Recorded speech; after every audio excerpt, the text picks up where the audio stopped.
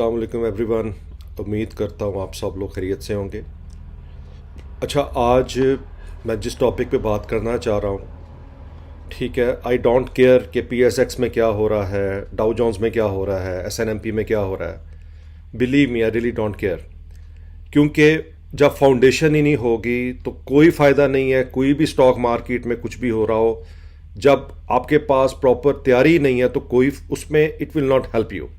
Reason क्या, मैं बताता हूँ। कुछ मेरे साथ पिछले दिनों में कांटेक्ट किया एक दो लोगों ने, तो उन्होंने मुझे कहा कि जी कि हमारे पास POL के शेयर्स हैं, हाँ, और कुछ हमारे पास जो हैं वो OGDC के स्टॉक्स हैं। तो क्या इज़ इट पॉसिबल कि आप हमें कुछ पैसे दे के हम, और ताकि हमें वो स्टॉक ना बेचने पड़े। वी रियली नीड, क्योंकि क्या हुआ कि एक की जो वालदा थी उनको हाई ब्लड प्रेशर से जो है वो ब्रेन हेमरेज का हुआ अटैक, और जिसकी वजह से हॉस्पिटलाइज हुई। उसके पास जो सेविंग थी सब ड्रेन हो गई, ठीक है। और after that he was looking, क्योंकि उसको काफ़ी ह्यूज लॉस हो रहा था ऑलमोस्ट। तो ही ट्राई टू बेसिकली कि मैं क्या करूं इस जगह पे, मुझे अगर मैं अभी बेचने जाता हूं तो ये मेरी बाइंग है, ये मेरी सेलिंग है, और वाकई वो बहुत बड़ा लॉस था। तो मैंने वहाँ उससे पूछा कि यार, आप लोगों ने जो सबसे पहला स्टेप होता है, देखो क्या है, एज अ ह्यूमन सबसे पहले आपकी जान है, आपकी सेहत है। आपको मुझे कुछ नहीं पता कि कल हमारे साथ क्या होना है, ठीक है। जैसे ज़िंदगी मौत का नहीं पता, इस तरह बीमारी तंदुरुस्ती का भी नहीं पता। जब भी आप कोई इन्वेस्टमेंट प्लानिंग करते हो, कभी देखा है आपने किसी अमीर को कि उसने विदाउट इंश्योरेंस हो के और उसने फाइनेंशियल प्लानिंग की हो? मैंने उस भाई साहब से पूछा, मैंने कहा कि आपने ये जो स्टेप लिया है, आप इस तरफ क्यों नहीं सोचा? कहते जी हम कौन से रोज़ रोज़ बीमार होते हैं, हमें क्या पता था कि हम बीमार हो जाएंगे। ओ भैया, ज़रूरी तो नहीं कि जो काम एक दिन ना हुआ हो वो दोबारा नहीं होगा लाइफ में। Come on, try to understand. अगर फाइनेंशियल जर्नी स्टार्ट करनी है, प्लीज़ ट्राई टू अंडरस्टैंड। इसके बगैर मत जंप लगाओ। समंदर की गहराई का अंदाज़ा तब होता है जब समंदर में इंसान जाता है। कहने का मकसद यह है कि जब खुदा न खास्ता किसी के घर बीमारी आ जाए, अब उसको पता लगता है कि घर के चार पहियां तक बिक जाती हैं। आप लोगों को समझ नहीं आ रही। आप लोग भागे हुए जी, इंडेक्स अब 85 पे जा रहा है, 90 पे जा रहा है, डाल दो डाल दो डाल दो, मांग के डाल दो, जैसे मर्जी पैसे डाल दो। जब कुछ बीमारी आती है तो पता लगता है कि सारा वहां पर डाला हुआ है, कुछ पल्ले ही नहीं है। वाई? नो, हम नहीं कर सकते ऐसा।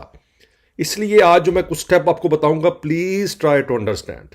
इसके बगैर आप कोई भी इन्वेस्टमेंट स्टार्ट मत करो जब तक आप इन स्टेप्स को फॉलो नहीं करते, ठीक है। क्या पहला स्टेप है? पहला स्टेप है कि मेक श्योर आपके पास हेल्थ इंश्योरेंस और लाइफ इंश्योरेंस हो। जितनी एज आपकी कम है, 20s में हो, 30s में हो, आपको बहुत चीप मिल जाएगी लाइफ इंश्योरेंस। और लाइफ इंश्योरेंस में ये लालच मत करो कि जी कितने साल की है, जी 30 साल की। अच्छा, तो मैं 30 साल पे करके जब मैं 60 का हूँगा तो वो पैसों का क्या बनेगा? मुझे वापस मिलेंगे? क्यों मिलेंगे? टर्म इंश्योरेंस लो। ये आप मीन ये सोचो, अगर खुदा ना खासा किसी वजह से आप उस 30 साल में ना रहे तो फिर वो पैसे आपको फैमिली को मिलेंगे। तो टर्म पॉलिसी को जब भी लो तो मेक श्योर करके लो उसको। ये मत देखो कि मुझे मुझे क्या मिलेगा, नहीं, वो आप इसलिए करवा रहे हो कि आपकी फैमिली सेफ सिक्योर हो जाए। किसी वजह से आपको कुछ हो जाए तो आपकी फैमिली के पास इनफ रिसोर्सेज हो। तो टर्म लाइफ इंश्योरेंस को देखो, जो भी अच्छा कोड आपको मिले उसकी लाइफ इंश्योरेंस लो। सिमिलर वे से हेल्थ इंश्योरेंस लो कि अगर किसी वजह से हॉस्पिटलाइज हो जाओ तो इंश्योरेंस कवर करे वो सारे खर्चे, ठीक है। मिनिमम शेयर आपका हो। ये ना हो कि आप बाद में अपने OGDC और अपने POL को बेच रहे हो, लोगों को मिन्नत कर रहे हो कि जी मैं मार्केट में सेल नहीं कर सकता, मेरे से स्टाम्प ले ले, मेरे से चेक ले ले, जैसे मार्केट ऊपर जाएगी मैं ये बेच के आपके पैसे दे दूंगा। नो, आप इस सिचुएशन में क्यों आए? आपने POL और OGDC तो ले लिए लाखों रुपए के, आपको 2 4 5 हजार 10 हजार की इंश्योरेंस लेते हुए आपको समझ ही नहीं आई कि अगर किसी वजह से कल को ये प्रॉब्लम आ गया और जब खुदा ना खास्ता बीमारी घर आती है तो भैया वो सब कुछ ले जाती है। तो इसलिए कोई भी जर्नी स्टार्ट करनी है फाइनेंशियली, खासकर आप बात करते हो ना फाइनेंशियल फ्रीडम, सबसे पहले हेल्थ और लाइफ इंश्योरेंस लो। उसके बाद कोई भी एक्स्ट्रा पंगे डालने की जरूरत नहीं है। यानी कि जरूरत, ठीक है, और ख्वाहिश में फर्क समझो। ज़रूरत वो है जिसके बगैर आपका गुजारा नहीं है, और ख्वाहिश तो हमारी कभी ख़त्म ही नहीं हो सकती लाइफ में। यानी अब आईफोन 16 लेना है, एक एक जनाब ने मुझे कॉल की, जी आईफोन 16 मुझे चाहिए यूएसए से। मैंने कहा क्या करना है? ओ बस जी शो मारनी है कि लोग की इंप्रेस होंगे। मैं कहा तू करता क्या है यार? मुझे पता है क्या करता है, दोस्त है मेरा। तो ही इज़ इन बैंक। यार तुझे पता है लोग आते हैं, वो मोबाइल देखते हैं, तो उसकी वजह से मुझे डील अच्छी हो जाती। मैंने कहा यार कोई, why you think like that way? तू मेरे से कह रहा है कि मैं, ठीक है तूने पैसे देने हैं मैं तुझे भेज देता हूँ, ठीक है तू 3 4 5 6 लाख का फ़ोन है, वो लेके तू कौन सी बिजनेस डील ऐसी क्रैक कर लेगा यार? इन्वेस्टर ये चीज़ें नहीं देखता। ठीक है, मेरे पास अभी भी देख लो तो आईफोन 12 है, हालांकि मैं यूएसए में हूँ। आई रियली डोंट केयर, मुझे जो ज़रूरत दे रहा है मैं वो काम कर रहा हूँ। मुझे नहीं चाहिए 14 15 16, जब तक मेरा काम चल रहा है चलाओ। आप क्यों अपने आप को फजूल की किस्तों में उलझा लोगे? एक्स्ट्रा यानी कि एक्स्ट्रा आपने जो अपनी इंस्टॉलमेंट्स लगाई हैं उसको रोक दो। ठीक है, अगर मोटर बाइक ज़रूरी है बिल्कुल लो, मैं ये नहीं कह रहा, लेकिन ये किस्तों पे मोबाइल ले लिए हैं, किस्तों पे ये ले लिया है, वो ले लिया, और किस्तें आपकी आमदनी से ऊपर चली गई हैं। तो जब किस्तें भी आमदनी से ऊपर चली गई हैं तो फिर इन्वेस्टमेंट कहाँ से होगी? ठीक है, तो number 1 please try to buy health and life insurance. Number 2, extra loans में मत फंसो, क्रेडिट कार्ड ट्रैप्स में मत फंसो। क्रेडिट कार्ड आपको कहीं का नहीं छोड़ेंगे, ये क्रेडिट कार्ड बर्बाद कर देंगे। आपको लग रहा होता है ना कि भाई थोड़ी पेमेंट है, भाई वो थोड़ी नहीं है, वो एपीआर इतना ज्यादा है कि एक दिन वो आपकी आमदनी खा जाएगा, वो वहीं का वहीं रुका होगा। तो इसको खत्म करें। तो ये दो चीजें जब हो जाए फिर आप इन्वेस्टमेंट स्टार्ट करें। तो क्या कि लाइफ इंश्योरेंस और हेल्थ इंश्योरेंस, उसके अलावा कोई एक्स्ट्रा लोन नहीं है, जो अपने हैं तो उसको आप पे ऑफ करें पहले। और अगर कोई घर का लोन है या कार का लोन है या बाइक का लोन है, ठीक है, आई नो कि अगर आपकी काम से रेलिवेंट हो तो मजबूरी, अदरवाइज एक्स्ट्रा पंगों में लोन मत ले।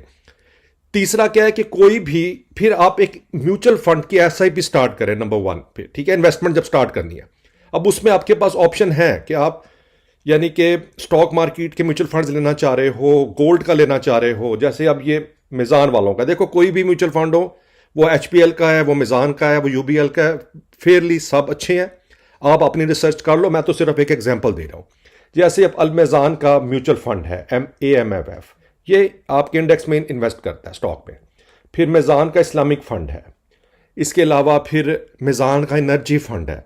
आई नो हाई रिस्क है, लेकिन आप थोड़े थोड़े पैसे इसमें इन्वेस्ट कर सकते हो, 2,000 5,000 महीने के लिहाज से। ठीक है, अगर डायरेक्ट आपको स्टॉक की समझनी है तो आप एटलीस्ट म्यूचुअल फंड में इन्वेस्टमेंट करो।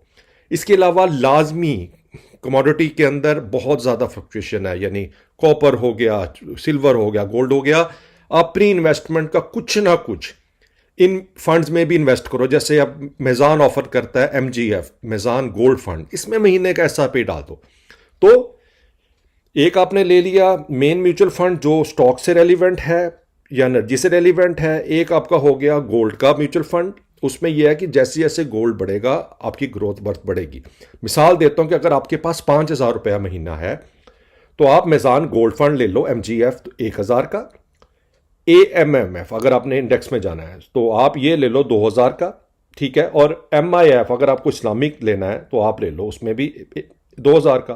तो इस तरह आप डिवाइड कर लो, लेकिन रिसर्च कर लेना जाके उनकी साइट पे, मेक श्योर कि कौन कौन से स्टॉक्स हैं। मैं सिर्फ एग्जांपल दे रहा हूं कि फिर पहले आप म्यूचुअल फंड से इन्वेस्टमेंट स्टार्ट करो। उसके बाद क्या है कि जब म्यूचुअल फंड हो जाते हैं और you still have a money, तब आप जाओ स्टॉक मार्केट की तरफ, लाइक PSX, और वहां पर ETF, मैंने ऑलरेडी इस पर वीडियो बनाई हुई है। जैसे आप जाते हो इसमें तो इसमें आप देख लो कि ETF अब इस वक्त कौन कौन सी चल रही हैं। अगर मैं मिज़ान की ही देख लूँ सपोज, ठीक है, इधर जाते हैं साइट पे। ओके, जाने के बाद मिज़ान का फिल्टर में गए, एक्सचेंज ट्रेड फंड में गए। लुक नाउ कितनी हैंडसम रेंज में है आपके पास। ये JSM ETF है, HPL है, मिज़ान है, महाना है, फिर JS वालों की है, UBL का है, नेशनल बैंक वालों का है, अल्फला वालों का है, और ये अच्छे डिविडेंड देते हैं। इसका तो आप सब ने सुना होगा ना, JSMF ETF। अगर मैं इस पे जाऊं तो लुक इसका पे आउट कितना, यानी इस टाइम ये कितने का मिल रहा है? ऑलमोस्ट आपको 12,000 रुपए का। अगर इसका रेट 1,000 भी अगर आप लो तो 12,000 अगर आपने लिया होता, ये देखो, अगर आपने 12,000 इन्वेस्ट किया था, जो भी किया होता, इसने 53 यानी कि अगर 1000 हो तो 5300 यहां पर दिया और दोबारा इसने फिर दिया आपको 50%।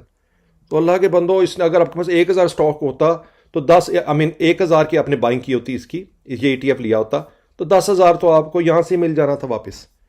ठीक है, और फिर आपका असल तो वैसे अब जीरो तो होने से रहा।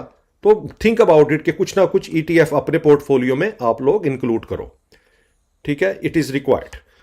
ETF पे जाने के बाद अगर स्टिल आप कह रहे हो कि नहीं जी अब ETF भी हो गया, मेरे पास म्यूचुअल फंड भी है, अब मुझे थोड़े से स्टॉक्स में भी जाना है, एब्सोल्युटली जाओ। अब आपका नंबर 6 स्टेप होना चाहिए स्टॉक मार्केट में जब आपने स्टॉक्स बाय करना है, क्योंकि ये अगर आपने 5 स्टेप्स फॉलो कर लिए हैं तो you are absolutely right track. फिर छठे में जाओ और फिर आप अपने अपने इन्वेस्टमेंट स्टॉक देखो जो आपको डिविडेंड दें। मैंने आपको क्या रूल बताया था कि ठीक है, किसी भी स्टॉक को फाइंड करना है, जैसे अब मैं इसको देख रहा हूं जी के सपोज OGT इस पे चले जाते हैं जी, ये फौजी फूड है। ठीक है, अब आजकल यकदम आपको पता है कि पाकिस्तान की स्टॉक मार्केट की कोई समझ नहीं आ रही कैसे जी यकदम ऊपर गया है, बहुत अच्छा हो रहा है, लेकिन जब मैं पे आउट पे जा रहा हूं तो पे आउट भाई साहब करने 2021 में दिया हुआ है। लेकिन चलो, अगर अगर फ़ायदा भी उठाना है कैपिटल में तो आ रहा है, लेकिन 10 रुपए का है। लेकिन जो मेन चीज़ देखनी है आपने क्या, फाइनेंस में जाके चेक करो, अर्निंग पर शेयर पॉजिटिव है, अभी वी आर फाइन। इधर इसका नेगेटिव थी, सॉरी अर्निंग पर शेयर मैं देखना चाह रहा था। ठीक है, अर्निंग पर शेयर इधर इधर देख रहे हो तो 1.37 0.3 नेगेटिव थी, अब पॉजिटिव में आ रहा है, मीन के ग्रोथ आ रही है, अच्छा है, चलो यू कैन ट्राई। इतना ज़्यादा नहीं है, 500 ले लो, 100 ले लो, 1000 का ले लो, जो भी है। तो लेके मेक श्योर EPS देखनी है और पे आउट देखने हैं। और अगर डिविडेंड दे रहा हो तो वो बेस्ट है, अगर डिविडेंड नहीं देख रहा तो एटलीस्ट ग्रोथ हो, लेकिन EPS पॉजिटिव देखना। ठीक है, ये ज़रूरी है। और ऑल्सो ये डिपेंड भी करता है कुछ स्टॉक्स पे, लेकिन बहरहाल मेरा मेथड है, अगर आप एग्री नहीं करते टोटली फाइन, आपकी मर्जी है, आप नेगेटिव EPS में उठा लो स्टॉक, तो इट्स अप टू यू। ठीक है, अब लेकिन कुछ हैं ऐसे, जैसे अब इस टाइम मैं देख रहा था, सपोज मैं बात करता हूँ अब स्टॉक्स पे आके, तो जैसे अब ये फ्लाइंग सीमेंट है। ठीक है, तो अगर मैं फ्लाइंग को राइट नाउ देखूं तो फ्लाइंग को अगर आप देखो तो इसने यकदम, मुझे क्यों अच्छा लगा, एक्चुअली मैंने बहुत चीप लिया था, मैंने 6-7 पे लिया था। ठीक है, अब इस टाइम 20 पे है, मेरा ऑलमोस्ट कवर कर गया, मेरा स्टॉक फ्री है। लेकिन मैंने उस टाइम लिया था 2021 में, जब कंस्ट्रक्शन अच्छी थी, मैंने सारे सीमेंट के स्टॉक उस वक्त ले लिए थे। तो अगर मैं इसका पे आउट में जाऊं तो इसने भी 2022 में दिया है।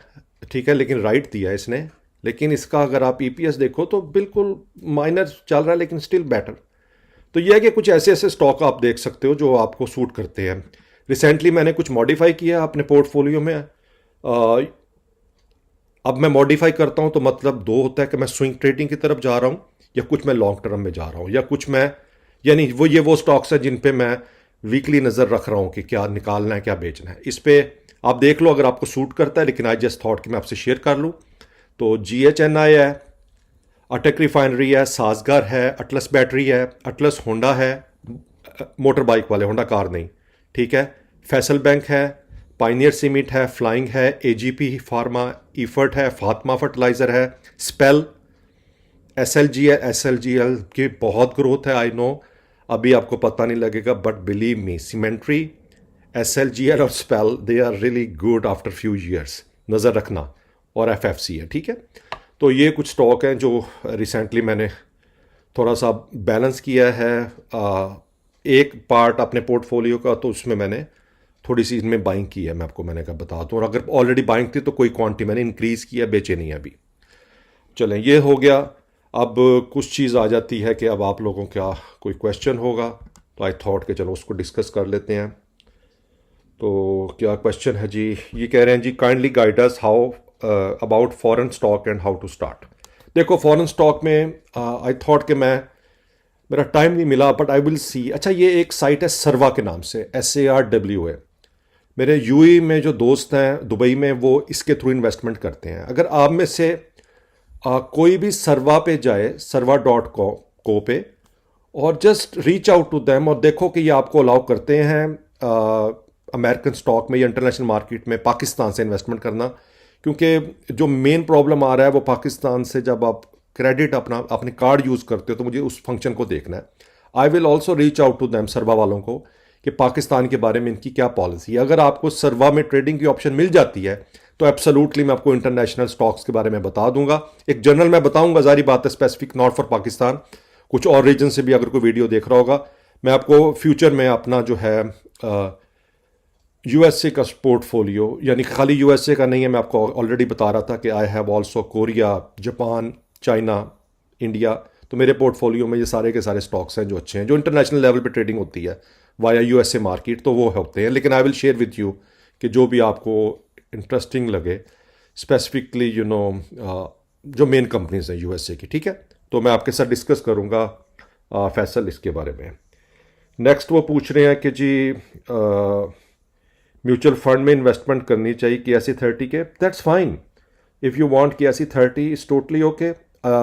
अच्छी कंपनीज हैं, लेकिन अगर आपने फर्दर वैरायटी चाहिए तो ये वाली आप देख लें। तो आई हैव नो प्रॉब्लम, आप इसमें इन्वेस्ट कर सकते हैं, ठीक है। तो ये 2 क्वेश्चन थे अभी इसमें अवेलेबल। बाकी कुछ जो क्वेश्चंस आ रहे थे मैं साथ साथ उनको आंसर कर देता हूँ।